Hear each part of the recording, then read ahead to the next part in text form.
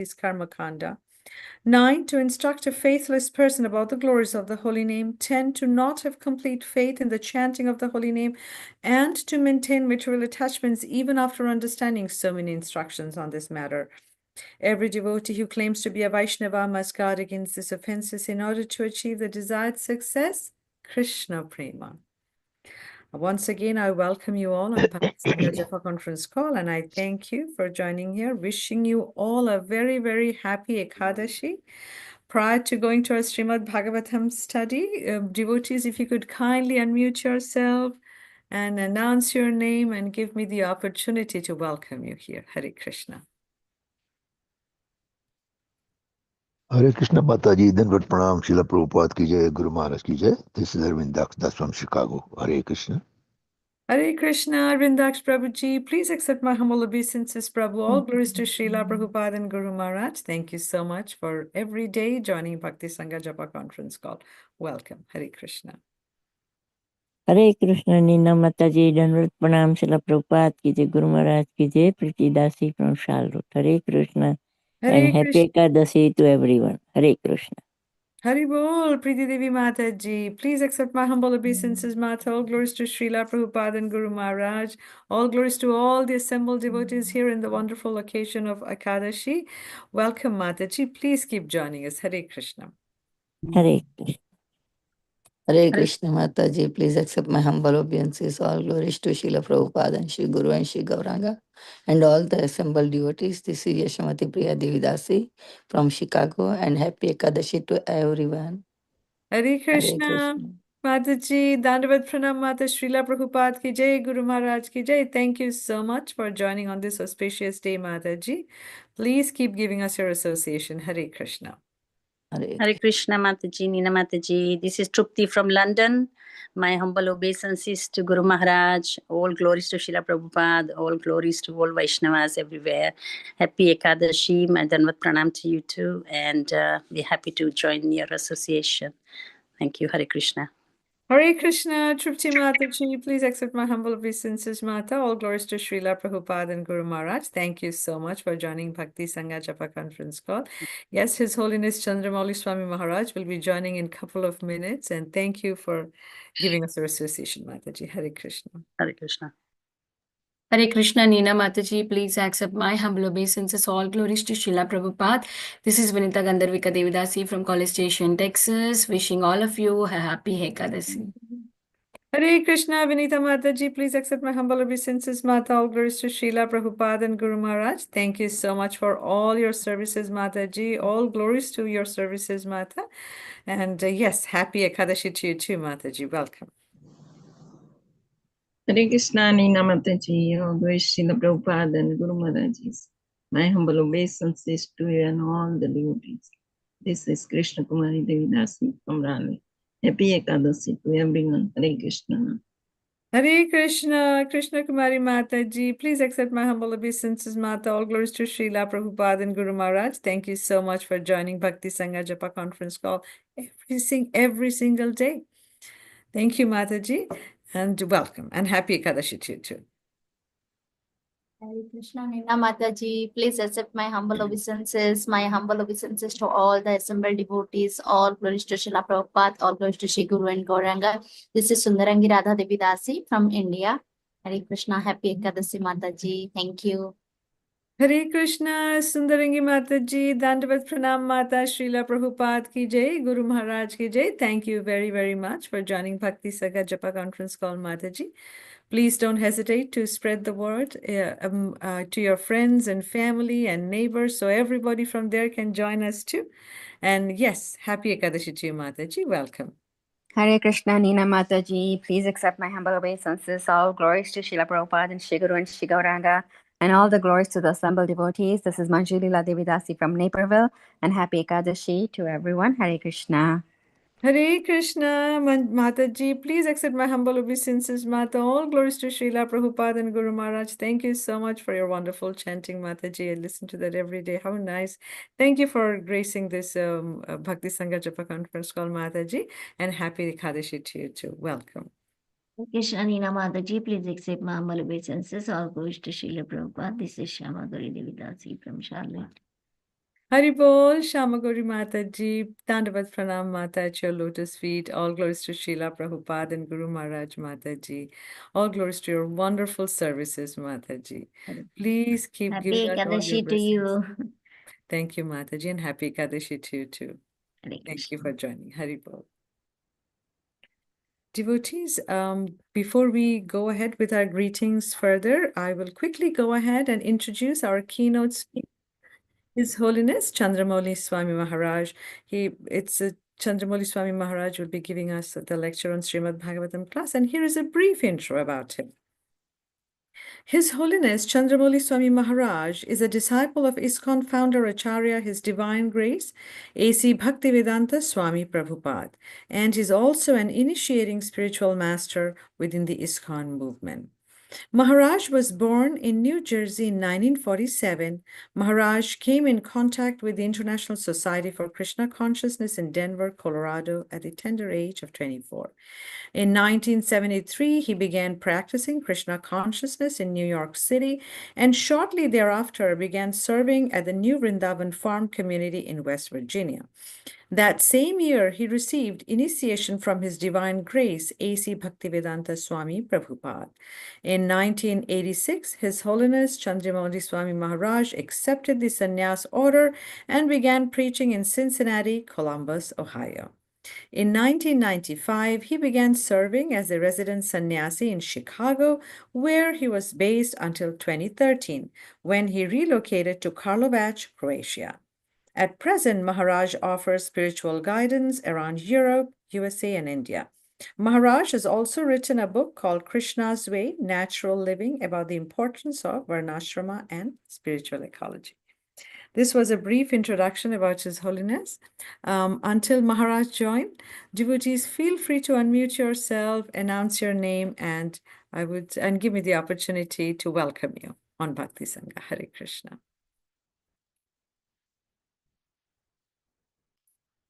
This is Balavidna. Balavrinda, Haribol, please accept my humble obeisance. All glories to Srila Prabhupada and Guru Maharaj. All glories to your determination in joining Bhakti Sangha Japa conference call. It's wonderful to see you here. Please keep joining. Hare Krishna.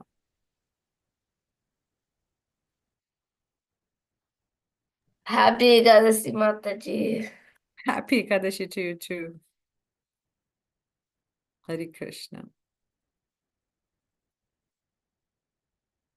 Devotees, we are waiting for His Holiness to join. Until then, feel free to unmute yourself. Feel free to say your name, and so I can welcome you.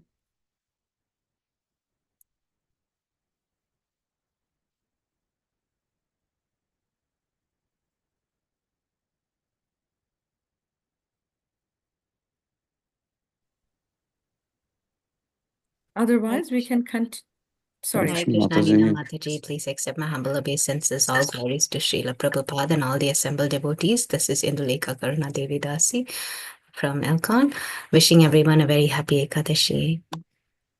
Hare Krishna, Indulekha Mataji, please accept my humble obeisances, Mata. All glories to Srila Prabhupada and Guru Maharaj. All glories to all your wonderful services that you do every day, Mataji. How wonderful. And yes, happy Ekadashi to you too, Mataji. Welcome. I Hare heard Krishna Mataji, please accept my humble obeisances. This is Nityananda Balaram Das from Dallas. Hare Krishna. Hare Krishna, Nityananda Prabhuji, Dandavat Pranam Prabhu, all glories to Srila Prabhupada and Guru Maharaj. Thank you so much for joining Bhakti Sangha Japa conference call, Prabhu. Please keep giving us your association. Hare Krishna.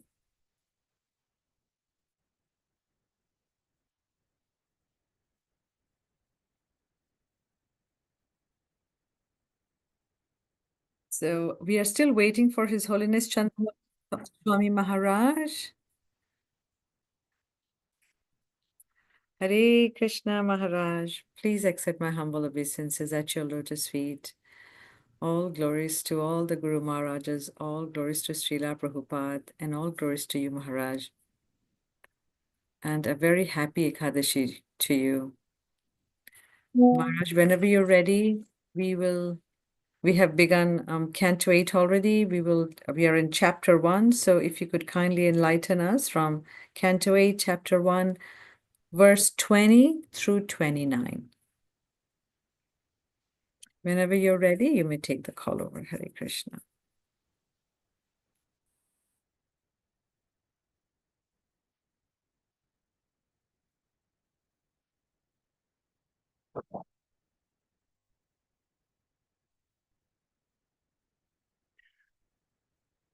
There's no volume coming from your side. What is not coming, Maharaj? You're talking, but I can't. There's no sound. Oh, can you hear me now?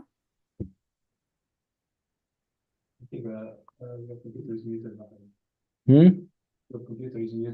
Maybe you need to press on the volume so it goes higher at your end, Maharaj. Is it possible you have put the volume too low? Maharaj cannot hear Mataji. Now I can hear you. Good. Okay. Good. Hare Krishna, Maharaj, please accept our humble obeisances. All glories to you, all glories to Prabhupada, all glories to all the Guru Maharajas. Maharaj, we were saying that today, if you could kindly enlighten us from Canto 8, Chapter 1, verse 20 through 29. It's already on the screen. Okay. We'll do the Sanskrit for 20 and the translations to 29. Tatrandrochanas twasid devachatustadadayaha urjasambhadaya sapta rishayo brahmavadinaha. During the reign of Swarochisa, the post of Indra was assumed by Rochana, the son of Yagya. Tusita and others became the principal demigods, and Urja, Stamba, and others became the 7 saints. All of them were faithful devotees of the Lord.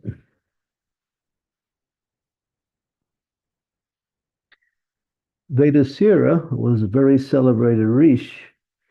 From the womb of his wife, whose name was Tusita, came the avatar named Vibhu. Vibhu remained a brahmachari and never married throughout his life. From him, 88,000 other saintly persons took lessons on self-control, austerity, and similar behavior. O king, the third Manu, Uttama, was the son of King Priyavrat. Among the sons of this Manu were Pavana, Srinjaya, and Yagyahotra. During the reign of the third Manu, Pramada, and other sons of Vishishta became the 7 sages.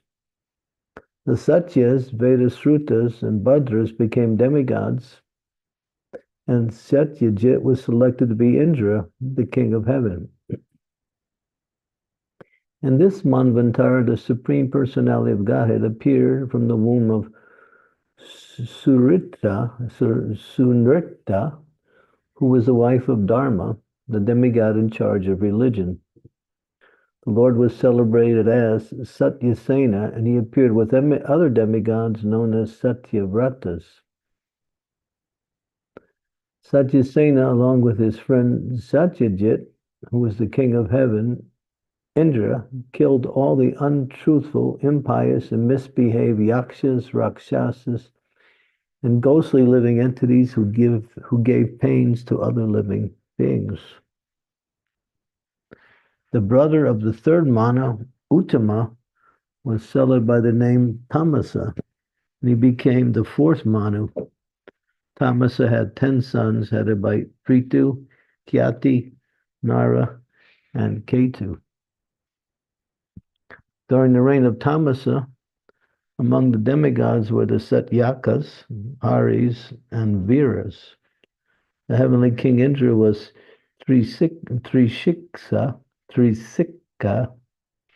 The sages in Saptarshi Dharma were headed by Jyotirdhamma. Okay.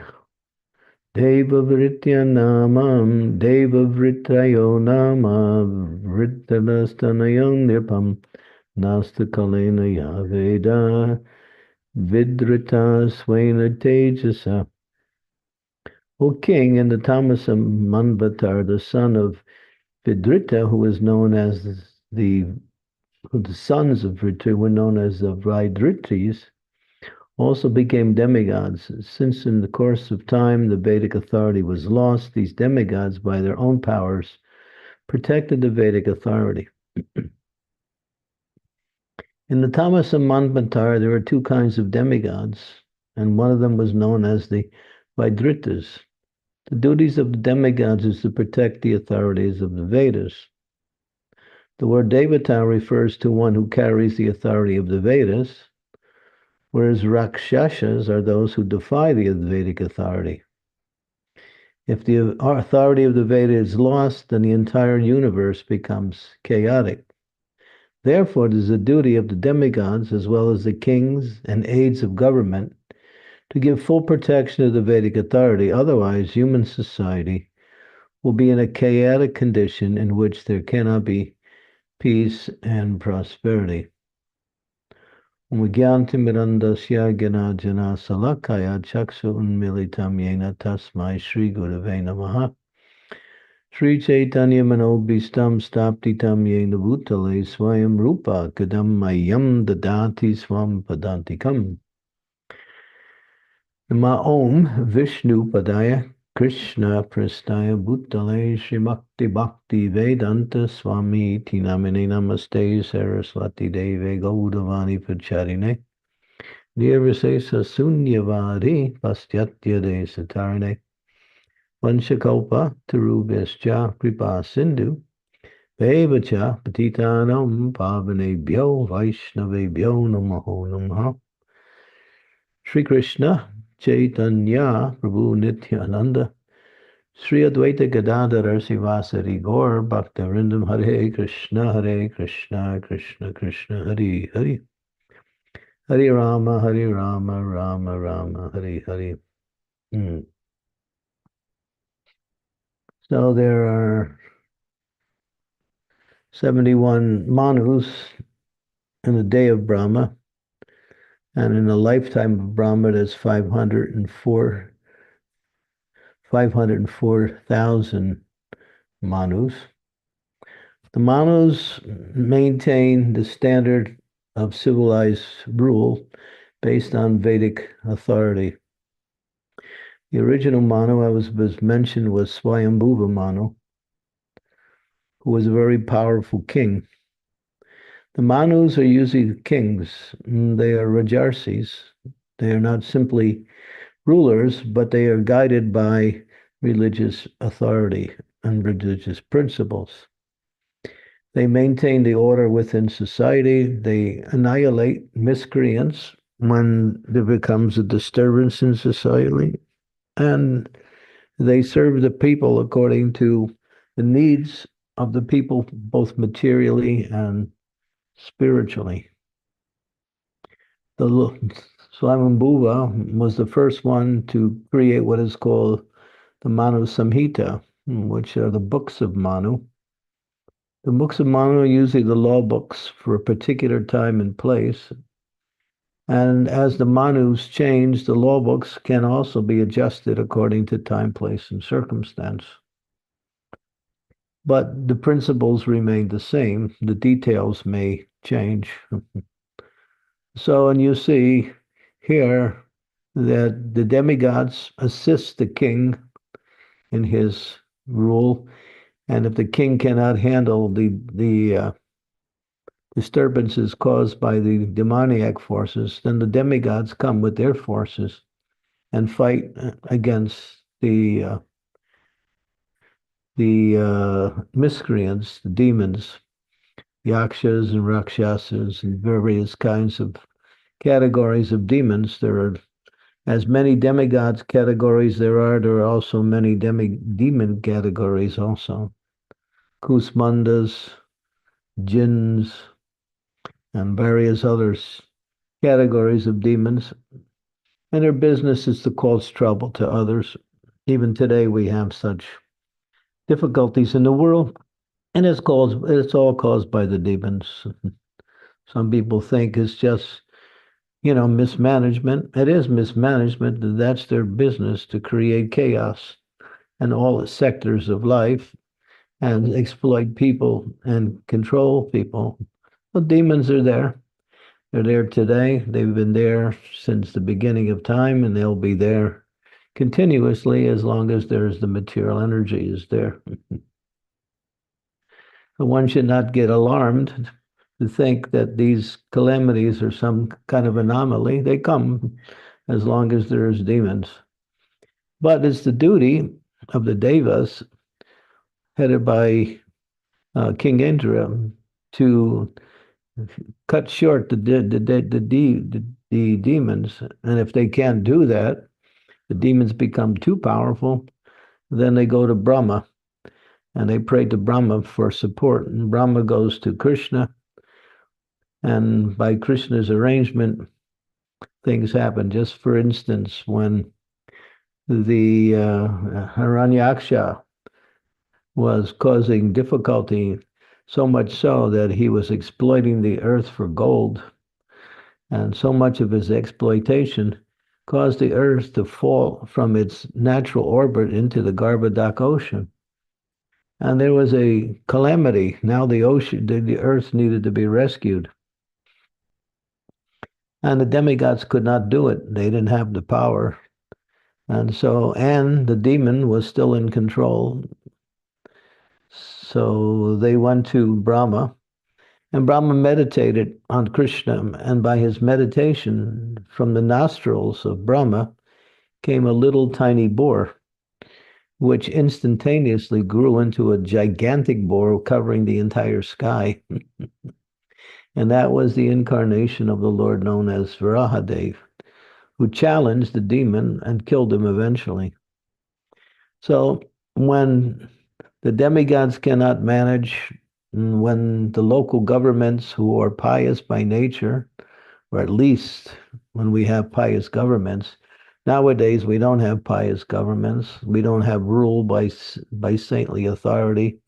No one follows the Vedic rule. And just like the killing of cows, that's one of the most horrific activities created by the demoniac culture.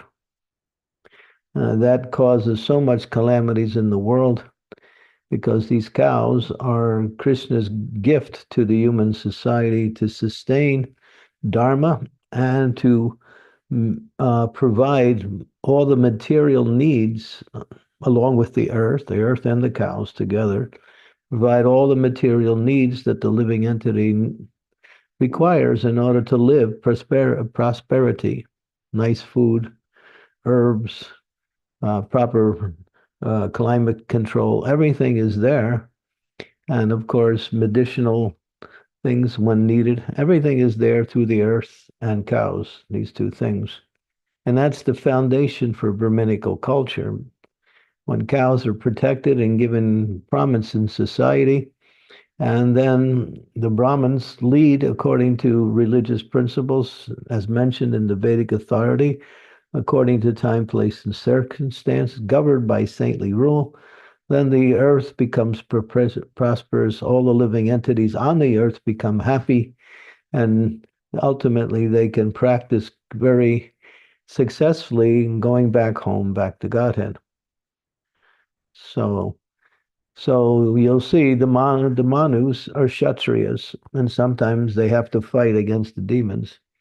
And many times they're not as powerful as the demons. And therefore they take help from the Devas. And when the Devas can't do it, then Krishna comes in one of his incarnation, Yada Dharmasya. Pravitranam Vinasana Saduskritam. He kills the Duskrians. And this is the authority. Ultimately, Vedic authority will manage the world. It always has, but it's been covered over by demoniac influences. And people are suffering like crazy. People don't know why they're suffering. They think they give different reasons, but it's because of the demons. The demons are there. They're there in all aspects of society, influencing things for economic gain, sense gratification, and exploitation is their program. And if you don't follow their rule, they kill you. That's the demons. Or they create a situation by which they kill everybody. So this is the demons anyway. So when we hear in the Bhagavatam is actually the forecast for the future also. And of course we don't like it. But Krishna is there. Krishna is incarnated in this age in the form of the holy name. So the holy name is none different than Krishna. It's the Yuga Dharma, and at the same time, it gives protection to all saintly persons, or to anyone who takes shelter of Krishna in the form of the holy name. One is 100% protected from all of the demoniac influences if one chants the Hare Krishna Maha Mantra, because that chanting is the glorification of Krishna in the best possible way according to Vedic direction. So you want to serve the Lord in this age, the best way to serve him is to chant Hare Krishna. And of course, it sounds very simple, but to chant properly, to chant with attention, to chant with devotion, to chant in a prayerful mood requires some effort in these areas to develop. And it's along with engaging in devotional service. But the holy name is very merciful. It's made easily available by Lord Chaitanya, taking advantage of it through the instructions given by the spiritual master who guides the living entities and how best to chant the holy names in order to please the Supreme Personality of Godhead by that chanting. But even if the chanting is less than perfect, still the Lord gives protection to those who chant, and that is a special mercy, even if the chanting is still not up to the standard. That's the special mercy of the holy name. So we see this earth is a constant battle between two forces, Deva, Asura. It's constantly going on, and it'll continue to go on. It's an eternal battle. It mentions that in the Bhagavad Gita. Krishna explains that, this fight between the demons and the demigods headed by the Devas are an eternal battle, because in the material world, there are three modes of material nature: goodness, passion, and ignorance. The demigods are in the mode of goodness. The demons are in the mode of passion. The Rakshasas and Yakshas are in the mode of ignorance. And the more sinful people become, the more prominent the demons become within the world. The more pious people become, the more spiritual people become, the more the devas become prominent in the world. So there is a karmic calculation that brings in a certain type of influence. So because people in this age, as Prabhupada writes, and it's mentioned in the Shastras, people are not inclined to the mode of goodness. Mode of passion and mode of ignorance is prominent, and there's hardly any traces of the mode of goodness. You might find that only within the society of devotees or Vaishnavas. But people are sinful. They consider that illicit sex, intoxication, meat eating, gambling, and various other types of exploits in order to gain material amenities or material positions, power, is considered to be an effort in becoming successful in life. So sinful activities in Kali Yuga are glorified, whereas pious and religious activities are pushed to the side as being extra and not so much prominent in the life of people. And so this is the present stage of the age of Kali, and as Prabhupada said, it will get worse. He said, please finish your business in this life. Don't stay around, because each time you come back in the age of Kali, you'll see the effects of Kali is increasing more and more and more. At the same time, there is, of course, the golden avatar, Lord Chaitanya's movement, is also increasing more and more. But in the middle are the large population of people who are being exploited by the demons in various types of ways. The statistics of people suffering nowadays is so high that it's actually alarming how horrible things are going on in the world today. And it's getting worse and worse. But the devotees are also there.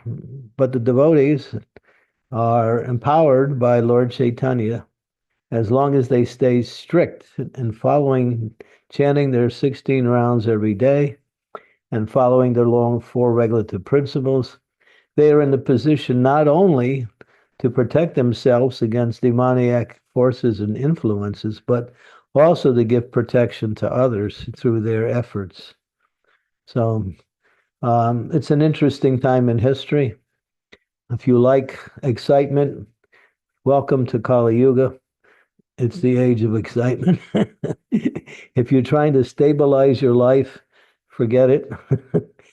It's not possible. The only way you can stabilize your life is to stabilize your spiritual life. And that hopefully will spill over into your material life and help that to become stable also. But ultimately, it's the spiritual force that is the deciding factor in pushing back the influence of the calamities that are going on everywhere in the world and are only increasing. And it's simply due to the demons. There's no other. Even Prabhupada said, Maya, she is our friend. We have no problem with Maya. But Maya, she's duty-bound to serve the demons.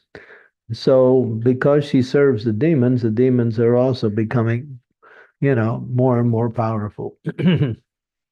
But there's nothing to worry about. If you chant Hare Krishna, you're free from all of these influences. You may find some disturbances in your life caused by the demons, but they're minuscule as long as you remain strict in chanting 16 rounds every day and following these 4 regulative principles. These 4 regulative principles are foundational because they represent Kali Yuga. Lust, anger, greed, illusion, pride, and envy. Fear, false ego, desire for fame and profit, and the cheating mentality all pervade the atmosphere of Kali Yuga. So it's everywhere. Many of us have jobs in the material world, and we see within the workplace there is so much difficulties, always trying to get more, always trying to outdo someone else, always trying to cheat. It's there everywhere in the world. It's just the way it is. This is Kali Yuga. So, but don't worry. And don't actually rejoice, because it's a great time, because Lord Chaitanya movement is in full vogue, provided we stay strong in our practice. If we become weakened and become diverted by materialistic principles, then our ability to make a difference and even protect ourselves becomes somewhat marginalized.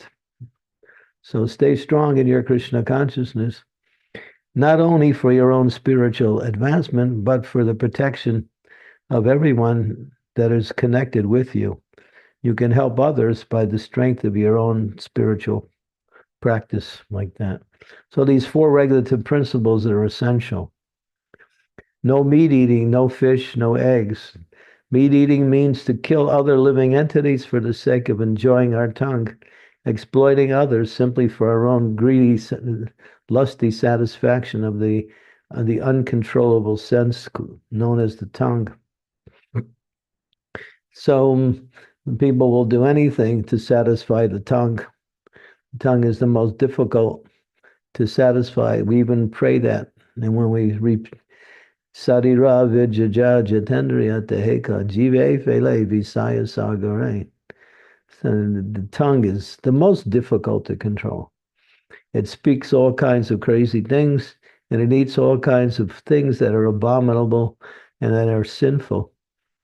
And that's everywhere in the world, and it becomes a business. It becomes a franchise to make money on sinful activities and to exploit others at the same time.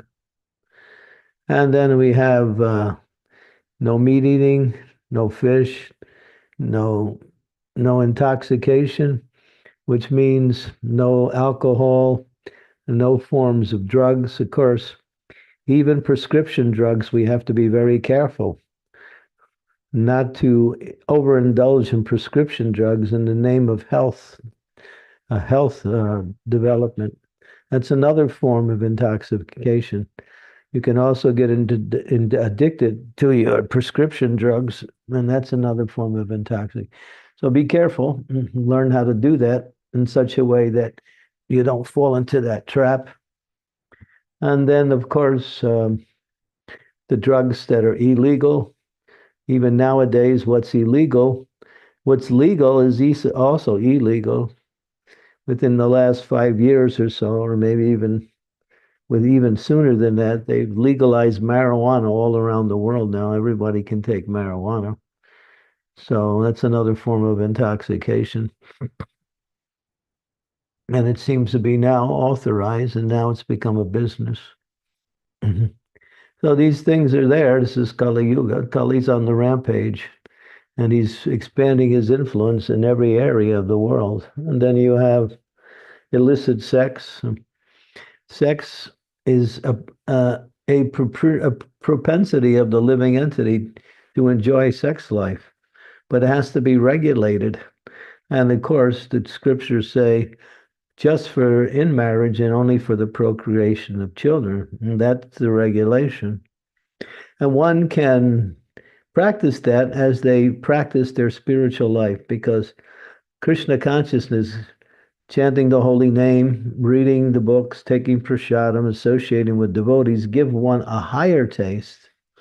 That higher taste, or that sweeter taste, helps to nullify and to destroy the desire for the lower taste, which is epitomized in the material world as sex pleasure.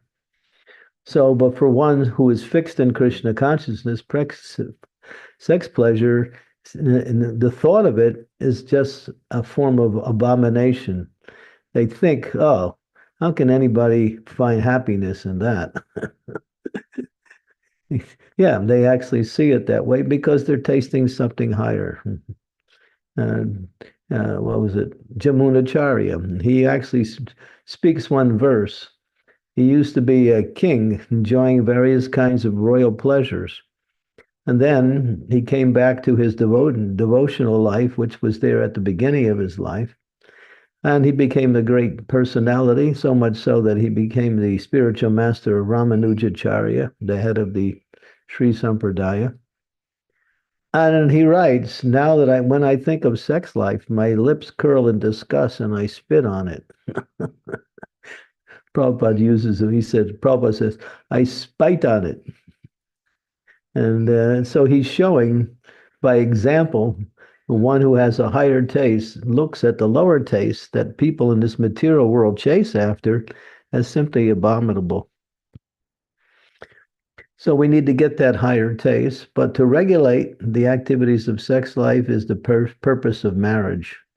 Marriage gives that regulatory valve which allows one to practice spiritual life, also to engage in sex life for the procreation of children.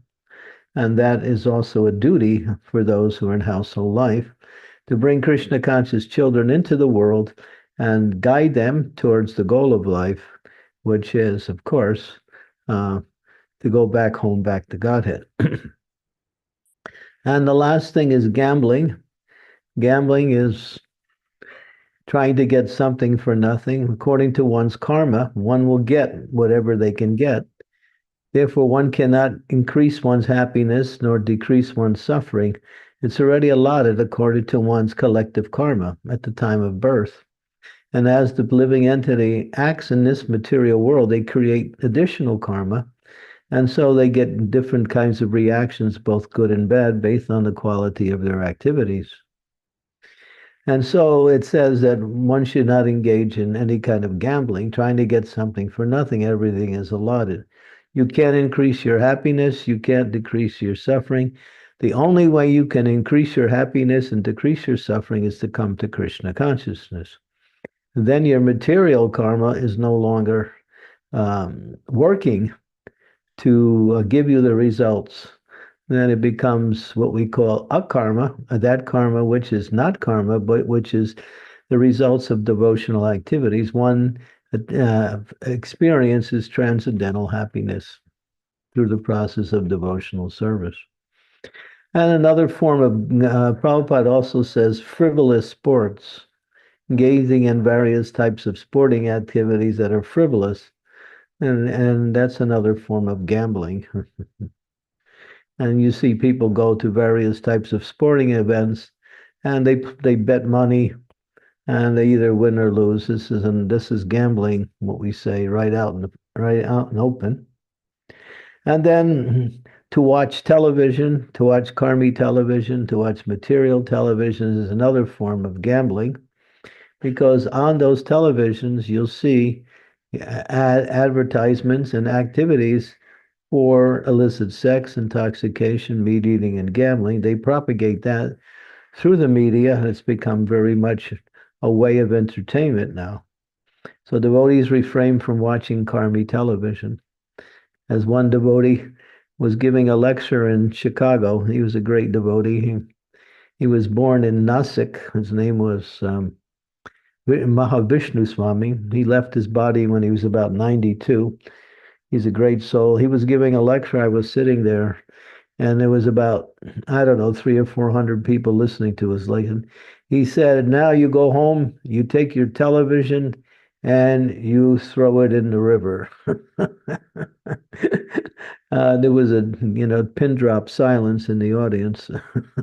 So people were somewhat stunned. Throw my television away? Are you kidding? How can I live?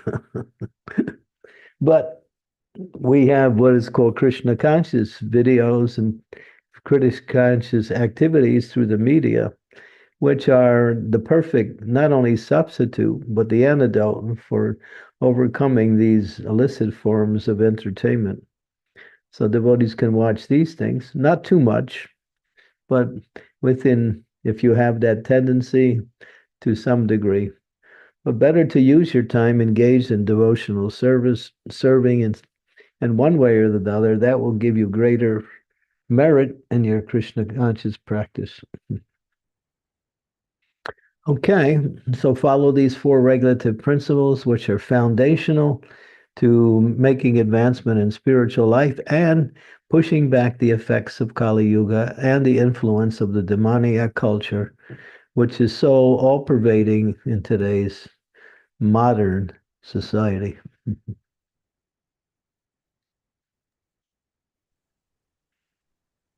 Hare Krishna, Maharaj. Thank you so much for such wonderful explanation, and thank you sharing it so nicely. As you wonderfully said, all the devas and the demons both are here inside within us. It depends which one we choose to feed.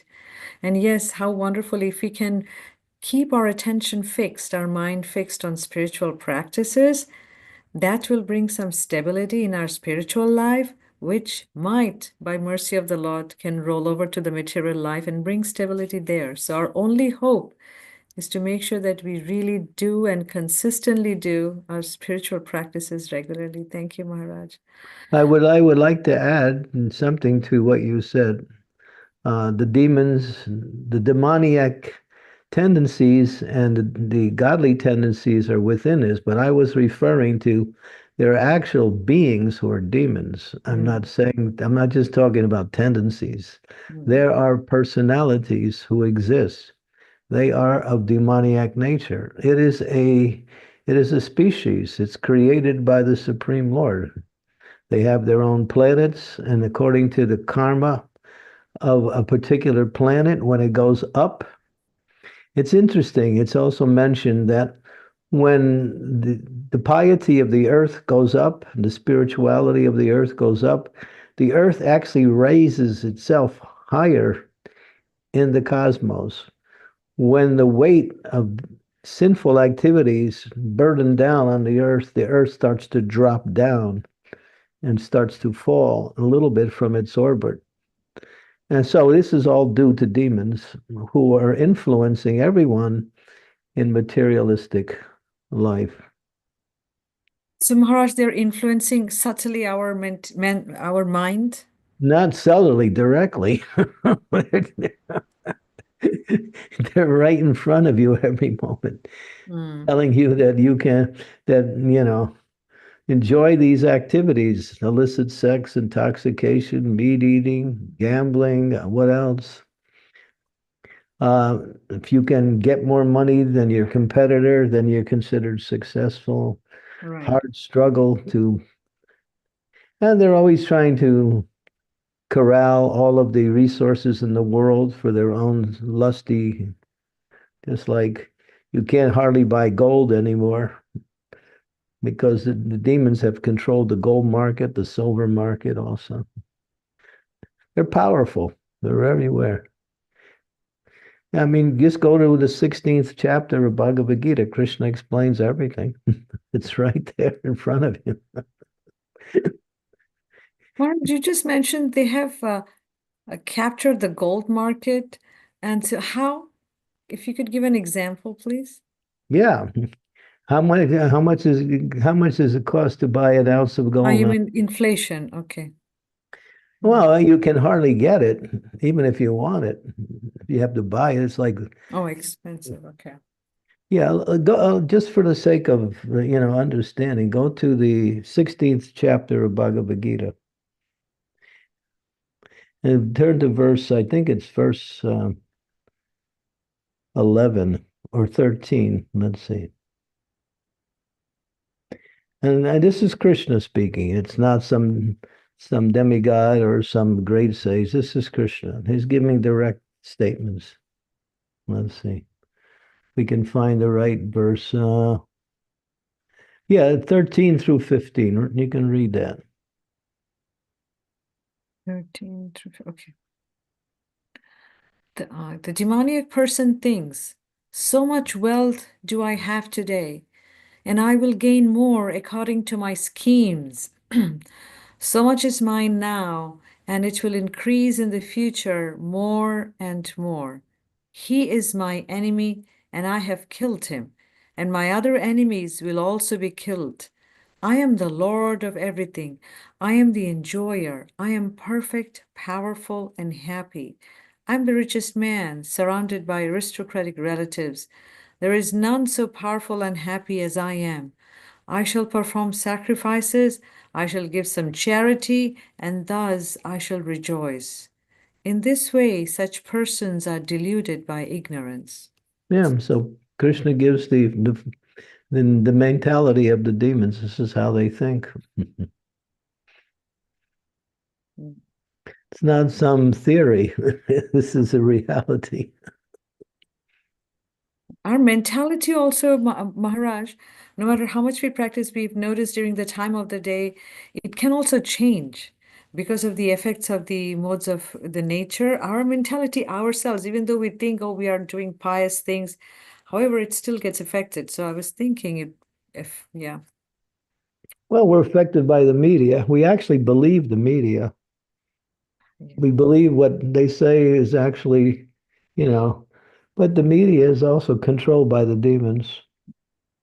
They're controlling the entertainment media. They control the news media. They control the economic situations.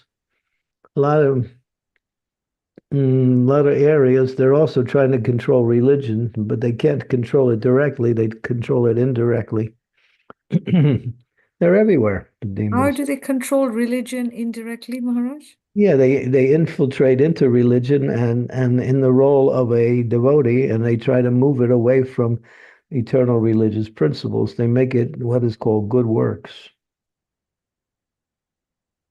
Now, just be nice to your neighbor, give in charity, go to church, and be a nice person. That's it. But that's not our philosophy. Our philosophy is that you are a pure spirit soul, part and parcel of the Supreme Lord. The goal of life is actually to awaken pure love of God within your heart and practice that through the form of devotion as mentioned in the Vedic literature. We're teaching people to go back home, back to Godhead, or to qualify to go back home. They want to move religion away and make it sound like some part of life that you can just, be a nice person. That's all. That's all. Everybody cares here. Yeah. Yeah. They're very crafty. The demons are what they call, Prabhupada calls them duskritina. Kritina means meritorious. Dus means in the wrong way. There's sukritina and duskritina. Sukritina means doing good works for the benefit of others. Duskritina means doing works for the causing difficulties and destructions towards our others. No, that's the demons. They're there. That's their job.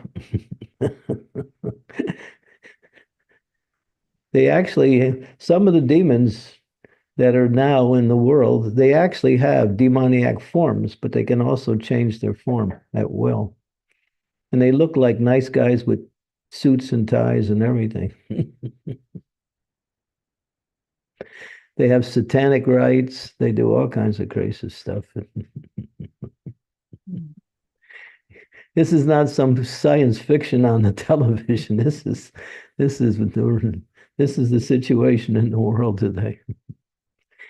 Because you wonder why there are so many problems.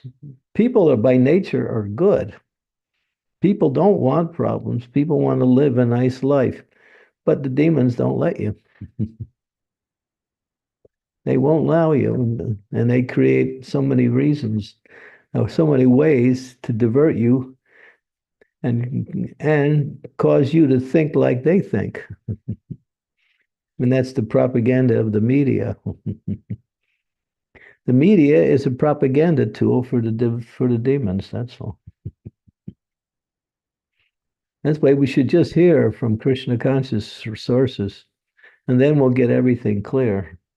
Srimad Bhagavatam and the pure devotees of the Lord, and they'll give you everything you need, materially and spiritually. We don't need any outside news to really increase the quality of our life. It's simply exploitative, and it's about, it's about money. As Prabhupada said, the whole material world is based on a wrong foundation. It's not based on human culture, aesthetics, or spiritual values. It's based on money. You got money, you're a big man. And the idea is to get more money. If you got money, if you commit so many crimes, you have enough money, you can cover your crimes by paying off with money. Money is the power in today's world. It's all about money. Everybody wants money.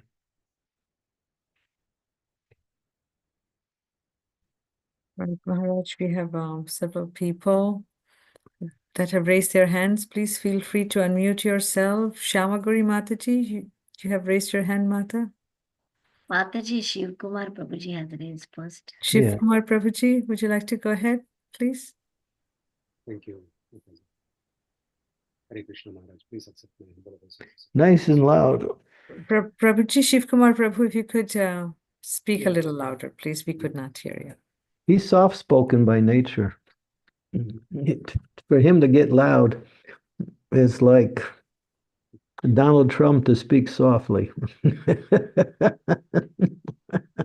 I'm just pretending. I'm just pretending, Maharaj. Sorry. Please accept my humble obeisances at your lotus feet, Maharaj.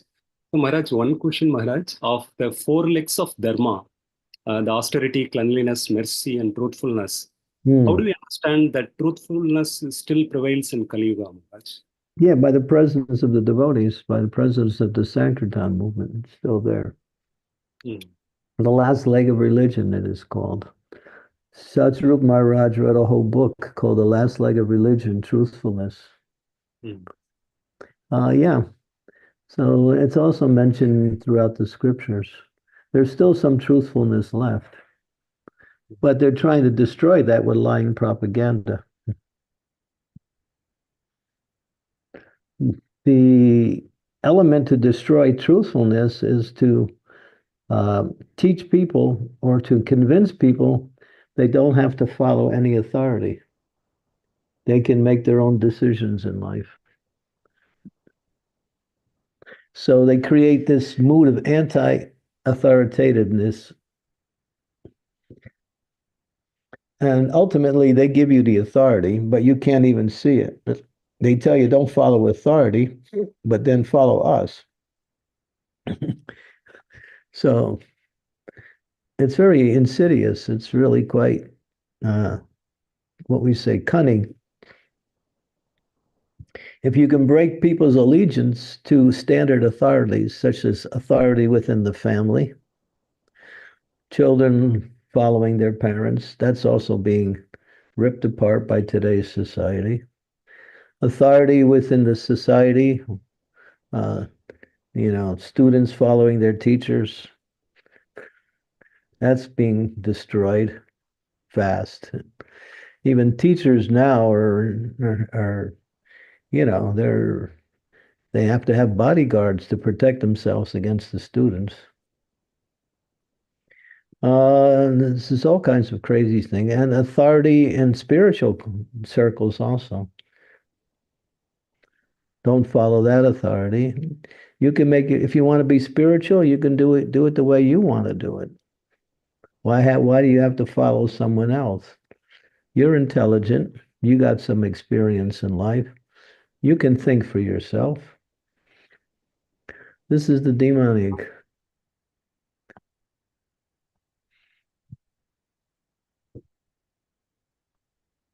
And they create different ways by which you can divert your attention away from authorized forms of authority.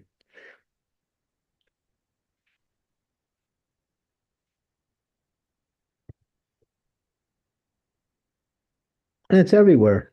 You can see it, especially in the families with children.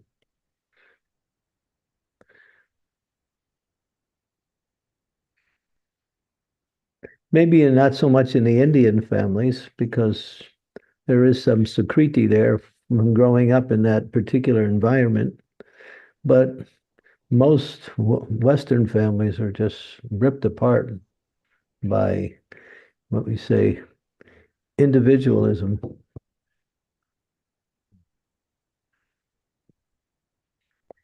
Anti-authoritativeness is the propaganda of Kali.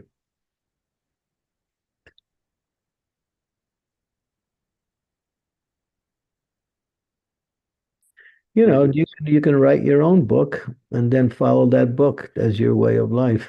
You don't need to listen to anybody else. Or you can click onto something that's already there and you can try it out. And if you don't like it, you can jump into something else. So just jumping like a monkey from one type of authority to another. It's everywhere. And that's why you have to stay away from the media. The media creates a type of authority in and of itself. Because it's coming from the authorized media, we believe it. But it's just full of lies and cheating and desires for sense gratification. That's all. Just like, what was when I grew up in schools, we all would stand every day and we would say the Lord's Prayer before class. And then we would also offer allegiance to the country. We'd say the Pledge of Allegiance. Nowadays, you can't do any of that because that's impinging on another person's individualism.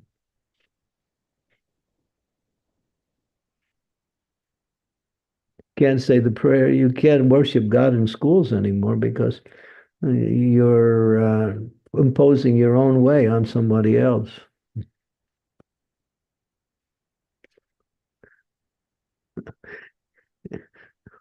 Nowadays, if you call someone a man or a woman according to what they are, and you can be, taken to court.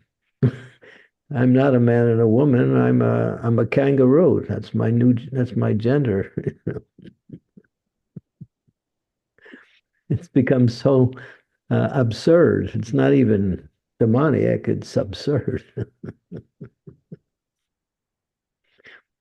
And this is what kids are being exposed in schools today.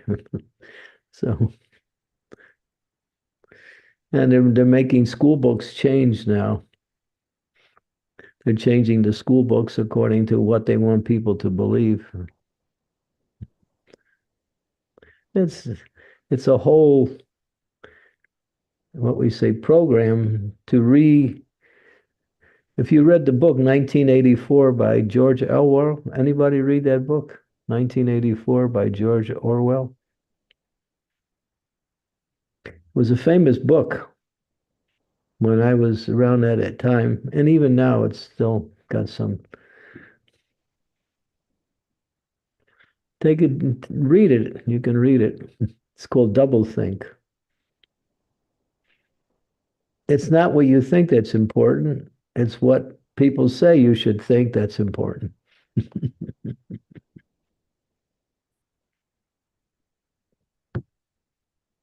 Read George Orwell, 1984. How'd you spell the last name? Orwell. Orwell. Orwell. George Orwell. 1984. I grew up in that era. I remember in the 70s, the book came out, 1984, was like somewhat prophetic. And people were reading it. It's happening today. What he predicted in 1984 is actually now the main way that people live today. Anyway, we don't have to worry as devotees. All we do, we just chant Hare Krishna and follow the principles, stay strong in your Krishna consciousness. And you can see through the veneer of Maya as she presents the demoniac protocol, because everything is there in Prabhupada's books. He teaches us through his lectures, through his books. Actually, that's why Prabhupada spoke so much about what is not, along with what is. Some people criticize Prabhupada. He's always condemning so many things. Yes, he is, because he wants us to understand that we're following all of these things that he's condemning, and it's just causing us so many problems. So he's clarifying what we shouldn't be doing along with what we should be doing.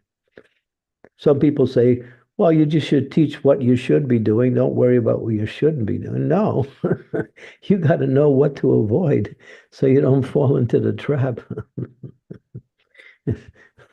of thinking that these things. But Prabhupada was really strong. I mean, he was really strong. He said, his words were, but he was speaking on behalf of eternal truth. And he was speaking about how we can practice Krishna consciousness in a world that is full of ignorance. Like now, what is the rage in society is technology. Technology is becoming more and more, what we say, expert. And everybody's raving about the latest and the next technological gadgets, But technology is in the category of Sudra. It's not even up to Brahma. It's in the lowest of the four varnas. Sudra is technology. Manipulating the material energy to increase one's sense gratification through various types of communication devices. That's all. Of course, Prabhupada said we can use some of that to spread Krishna consciousness. He gave it credit in that sense, but ultimately, the way it's being used is not for the benefit of others, but as a way for people to make more and more money on it. Big corporations are making billions of dollars as technology expands itself into different areas.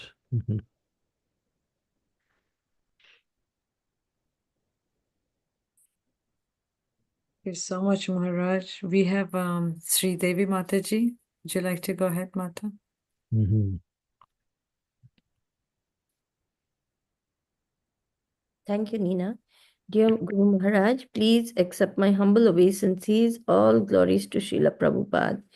This is a very sobering class on the present situation in the world and how even subtle things can infiltrate into our devotional practices.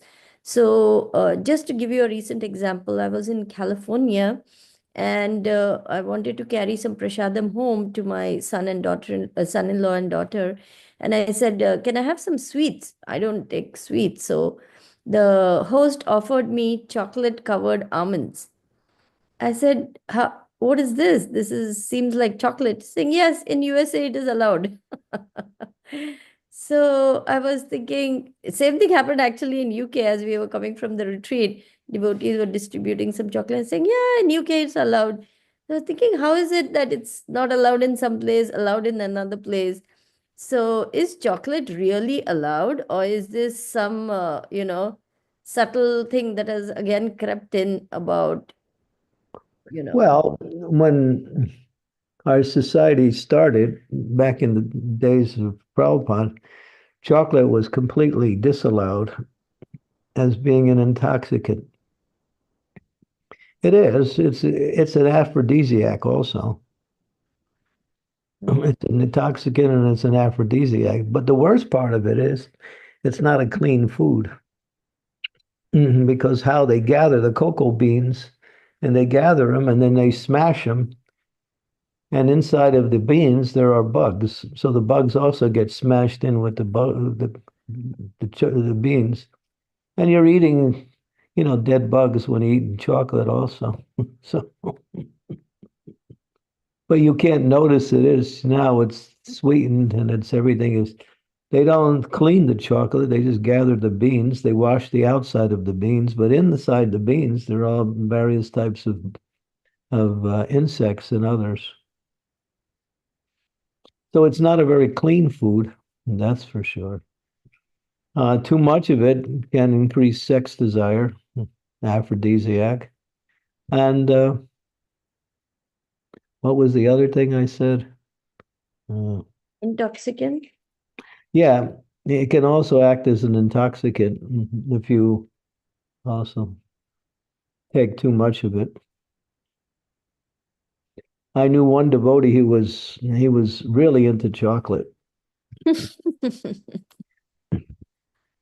Yes, Guru Maharaj. Really into it. Thank you for clarifying that. I needed to know that as I'm traveling. But now within our society, I think the GBC has said it can be taken now. I think it's permissible. When Prabhupada was here, it wasn't permissible anyway. Because people want it, and people will take it whether you restrict it or not. Because people, you can get addicted to chocolate. It's also an addiction. Maharaj, what is carob? They take substitute of Carob. carob powder. Some powder comes, and they make the recipes with that. Wherever they say chocolate, they use carob powder. Yeah, carob is okay. So what is that actually? We don't know. I don't know. I guess it's carob beans also. I think it's a type of bean that doesn't have the same what we say qualities of that chocolate has. I don't know much about carob. But it's a bean because you can't take it on Ekadasi, which is today.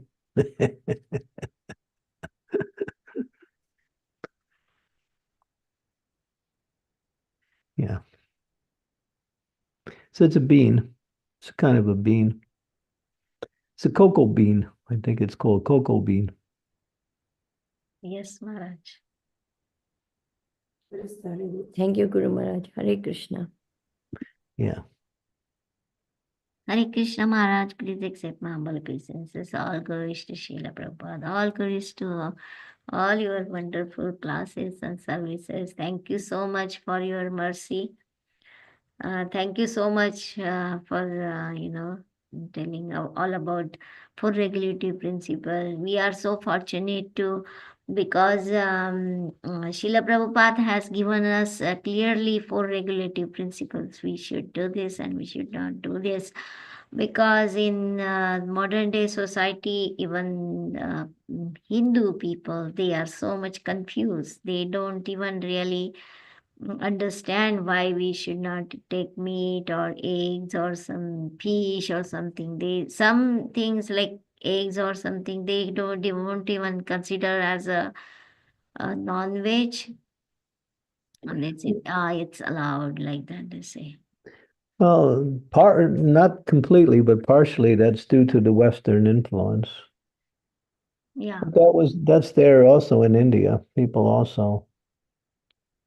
Prabhupada was talking about it the other day. He was saying years ago, if people wanted to eat meat, they would do it secretly in India. It was considered, he said they would do it secretly. They would go to some secret place so no one could see them. He said, and now the beef shops in India, they say it's Kali's prasad. So they say it's prasadam offered to Kali, so you can take it as prasad. So that way they induce people to buy it. But Prabhupada, you can. I was just listening. I think it was 2 days ago. Prabhupada was saying meat eating was nowhere in India, but then if people wanted to eat meat, there was a class of people who wanted to eat meat. They would have to do it privately, or if an individual wanted to do it, he would have to do it secretly. And when they are doing secretly, they do like once in a month or twice in a month. Now it's open, so they can eat every day.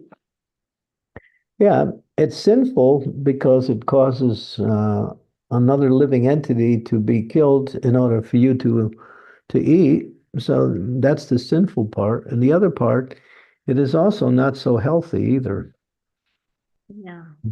Because the human being is not meant to eat. We're not carnivores. We're meant to eat grains, beans, milk products, vegetables, roots, fruits, like that, nuts, like that. These are the things that are designated for the human consumption. And that's mentioned in the Gita in the 17th chapter.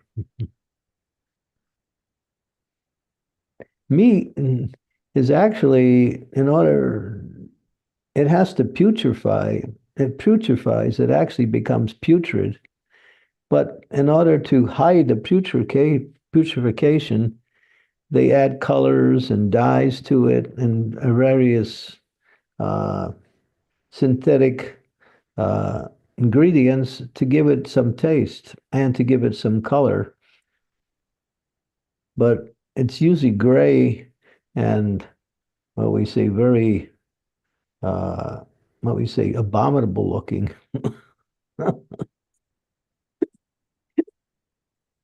Yeah. Prabhupada said that out of the four regulative principles, the most sinful, the one to break is meat eating. That's the most sinful one out of the four. Illicit sex, intoxication, gambling, and meat eating is the worst. It's the most sinful.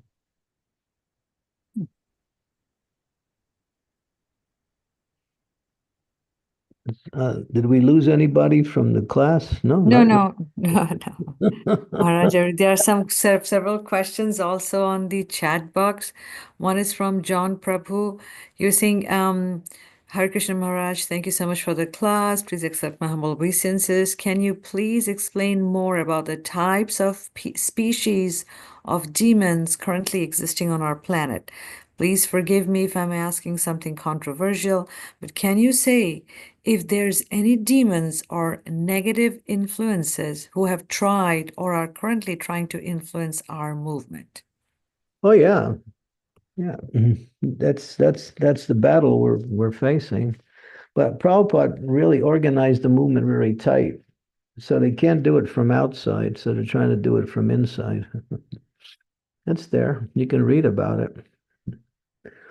And all they're doing is trying to move the movement away from Prabhupada's instructions.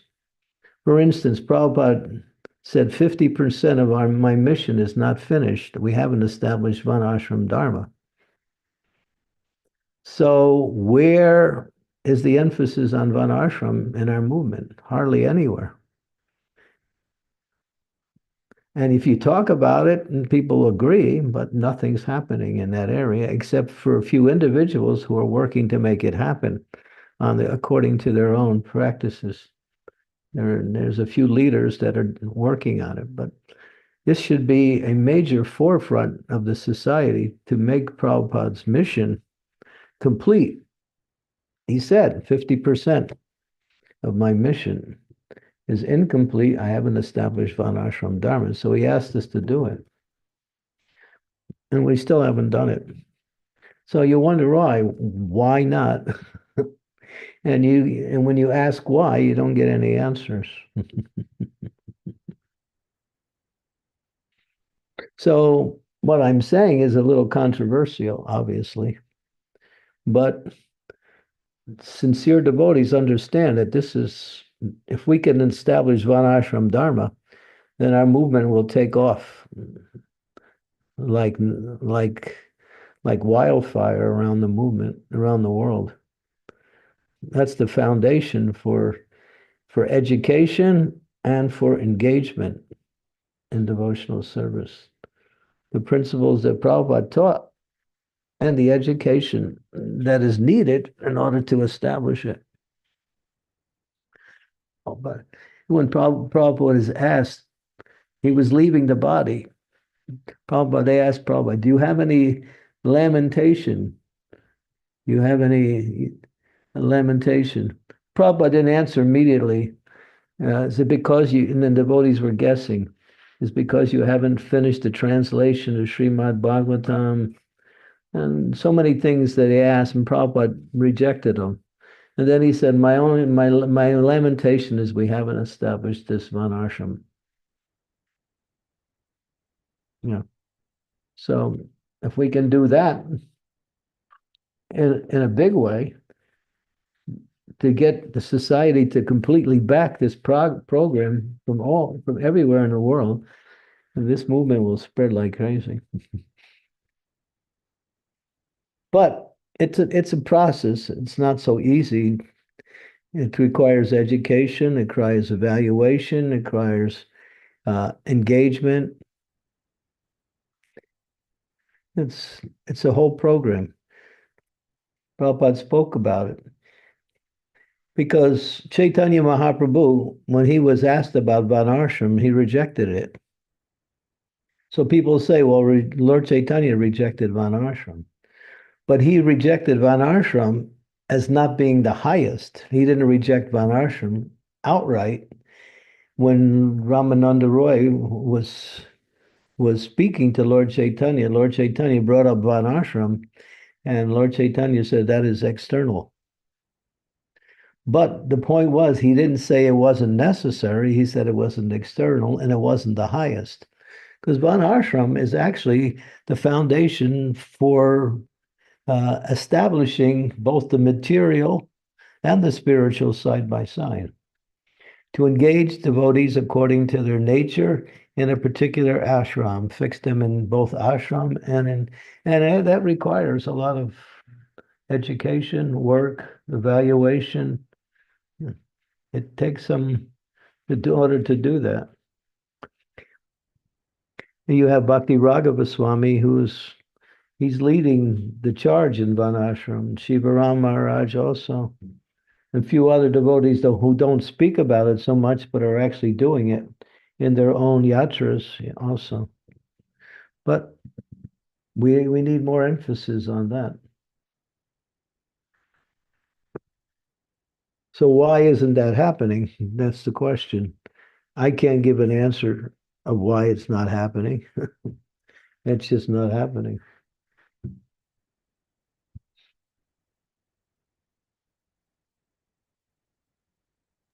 So, but in the Bhagavatam, especially if you go to the 8th canto, John, you still there?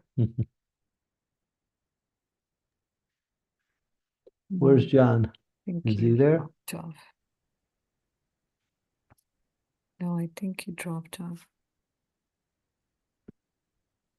He's there, Maharaj. He's there. He messaged in the. Oh, yeah. If you go to the 8th canto, there's a lot of battles between the demons and the demigods.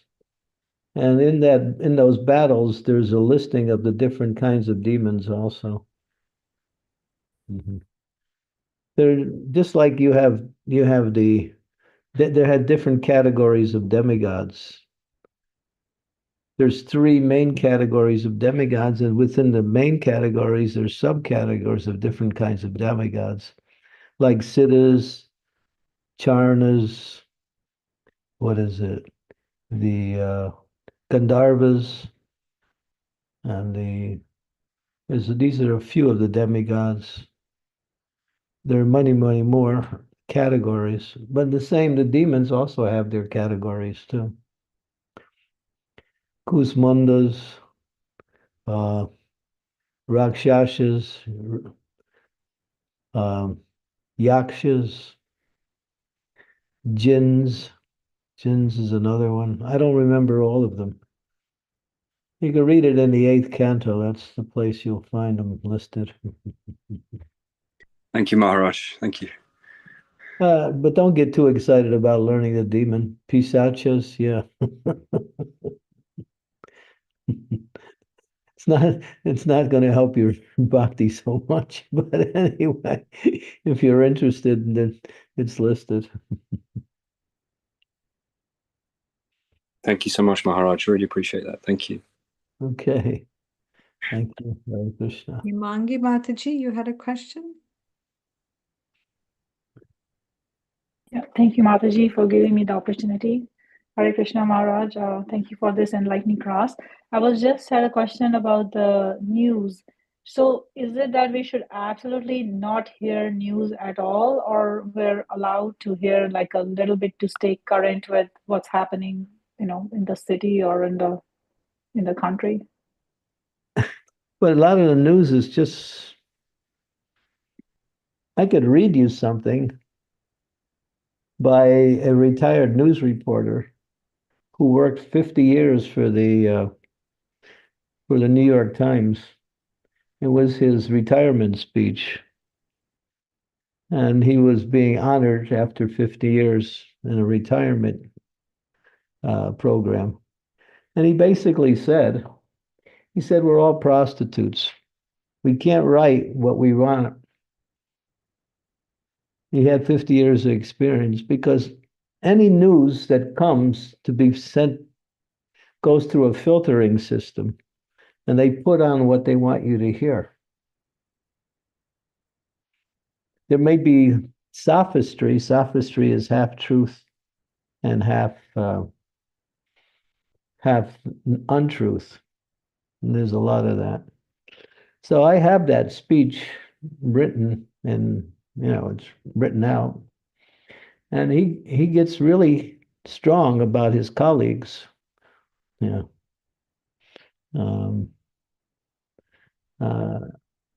If you want, I could send it to you. But nowadays, the media it's controlled. It's controlled by corporations. And they give you what they want you to hear.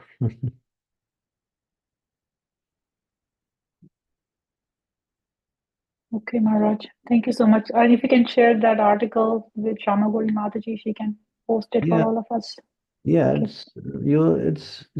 This reporter worked 50 years, 50, for the New York Times. He dedicated his whole life to it. And this is something that goes back. So the media has always been a filtering place for what they want you to hear.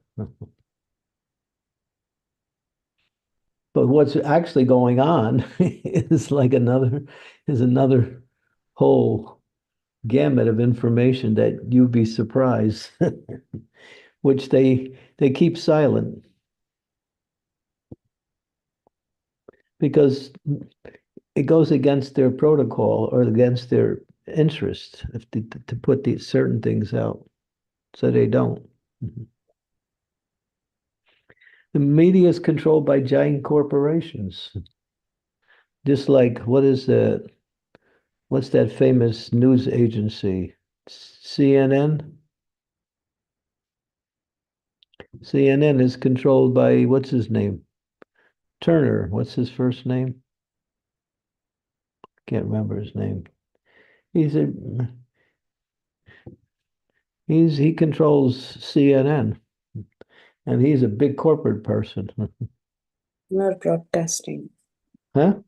Turner Broadcasting, I think. Yeah, and there's a lot of Ted Turner, Guru Maharaj? Ted Turner, yeah. These big, powerful personalities, they control the media. I can tell you stories, how certain stories were going to the news agencies, and when the media found out about it, they stopped it.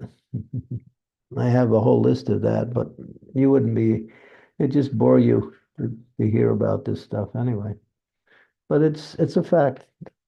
The media is controlled. It's dictated by a certain vested interest. That's all. Yeah. Thank you, Maharaj. Thank you so much. Hare Krishna. Mhm. You'll get sophistry at the best. Sophistry means half truth and half untruth, or truth twisted in a way that it's different than what it really is.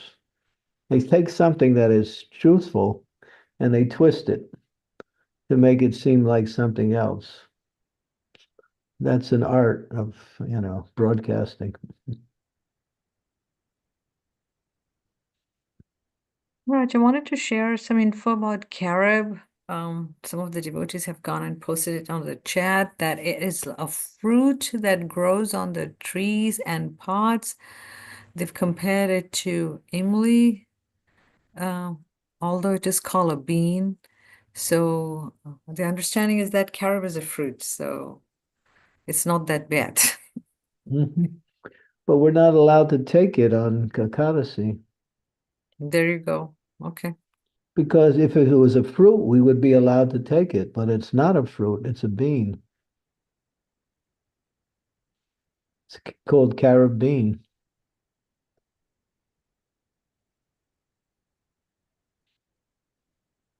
They might be speaking about something else, but carob is a bean. The devotee mentioned it that it's a fruit, even though it's called a bean, but I don't know, Prabhu. I have no idea. We have Sri Devi Mataji with another question.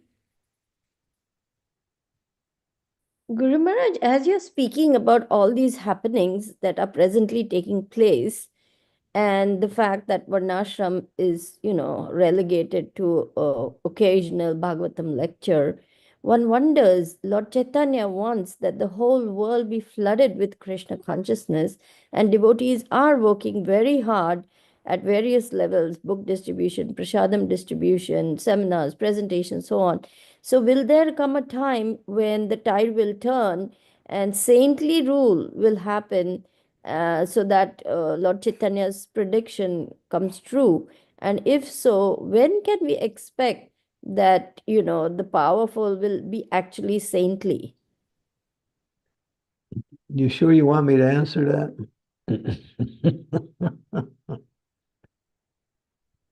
And we want to see things change for the better. I mean, Prabhupada said the next world war will be between demons and demons. And therefore, the world will be cleared out of a lot of the demoniac influence. Then Prabhupada said preaching will be very, very good after the war.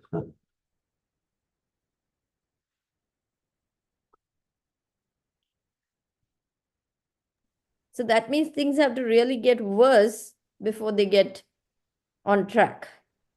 What is that? The darkest hours just before dawn. Right. Right. Yeah, it'll get worse. But don't worry about it. Devotees are insulated and protected as long as they take shelter of the chanting of the holy name and the four regulative principles. Those two things are the foundation.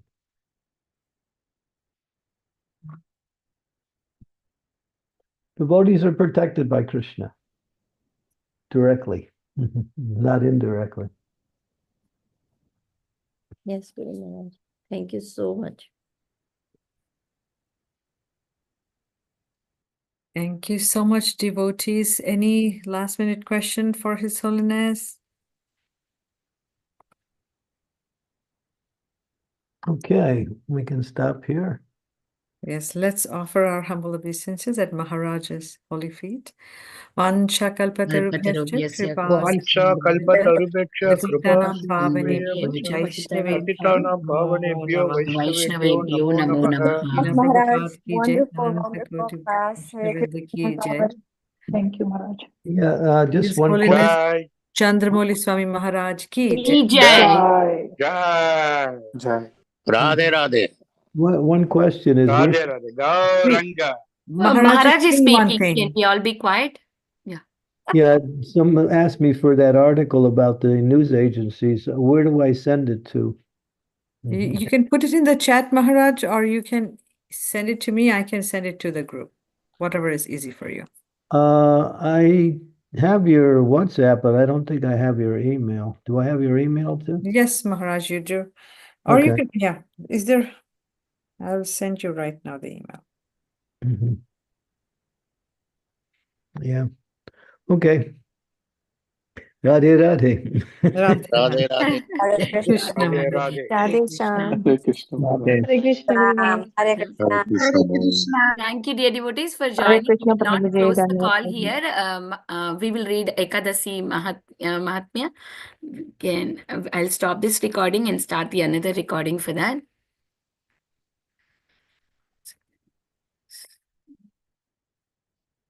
And also stop the summary. Yes, and we'll go for the another line. Give me